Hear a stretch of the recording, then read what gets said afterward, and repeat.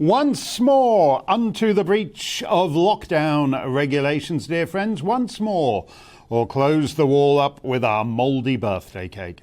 As I've said before, all the COVID fines should be reimbursed. There was never a scientific basis or a public order basis for preventing freeborn peoples from gambling and frolicking outdoors or for seeing their friends and family.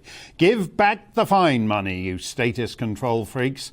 And yet, nevertheless, with respect to the Boris Johnsonian angle, I dislike this story because the story is what it is. It's been plotted out very carefully with nightly cliffhangers and each dawn bringing a new chapter with a stunning twist. Oh, illegal birthday cake with his interior designer. No, wait, it's now a criminal investigation. I would be interested to know who's drafted this well-oiled machine of a slick narrative. Presumably they all get together for the 007 Spectre board meeting in a hollowed-out volcano every night and agree on the following morning's Telegraph front page or ITV scoop.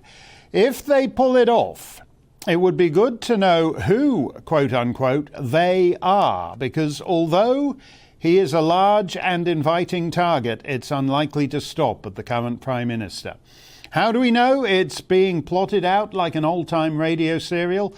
Well, earlier this month, when Partygate broke, I gave a roundup off the top of my head of other political leaders around the world who'd been caught out. The governor of lockdown California, whooping it up maskless at a fancy French restaurant. The premier of Alberta, boozing it up at a Downing Street-style party when his downtrodden subjects couldn't. At a time when picnicking was banned in Ireland, the topless Taoiseach, Leo Varadkar, was besporting himself with similarly underdressed hunks around a big picnic hamper in Phoenix Park. There's the telltale picnic hamper at bottom right in that photograph. But that photograph was taken when they were actually in the park, and the guy who took it leaked it immediately. So the difference between all these cases and that of Mr. Johnson is that all these lockdown breaches were exposed in real time, within hours, on Facebook, on Twitter, Instagram, by some citizen who happened to be within photo range and snapped away. So by the time the hapless politician got home from the park or from the restaurant, he was all over the internet, he did his mea culpa, and he moved on. This is not like any of the other cases. These aren't picnics and parties from the last 24 hours. These are events from a year and a half ago that political insiders have sat on until they could be released in a particular order to do maximum damage. In that sense, it's closer to the deep state machinations against Trump, the phony baloney Russia investigation and all the rest of it. Now, as I've said before, it's kind of night. But as I've said before, like almost everyone who's had anything to do with him these last 30 years, I have a deep personal antipathy toward Boris Johnson. Beyond that, he's not at all to my taste politically. The awful green fanaticism, the high taxes, the gutless, contemptible cowardice in the face of all the wokery. But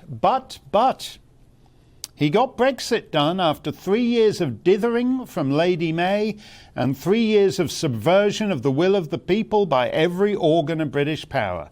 The next PM will peddle all the same ghastly green hooey and the confiscatory taxation and the woke suck-uppery, but will he still have Brexit? So we now have a criminal investigation by the Metropolitan Police.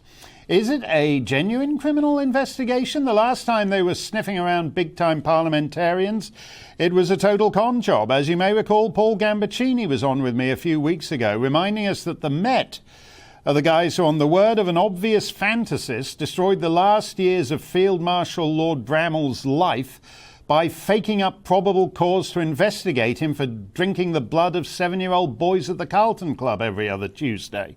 Cressida Dick's Metropolitan Police wound up paying significant compensation to Lord Bramall, to Mr. Gambaccini, and to many others. Paul and I agreed that Dame Cressida should not have been reappointed, but here she is personally announcing she now has the PM in the crosshairs of the Met.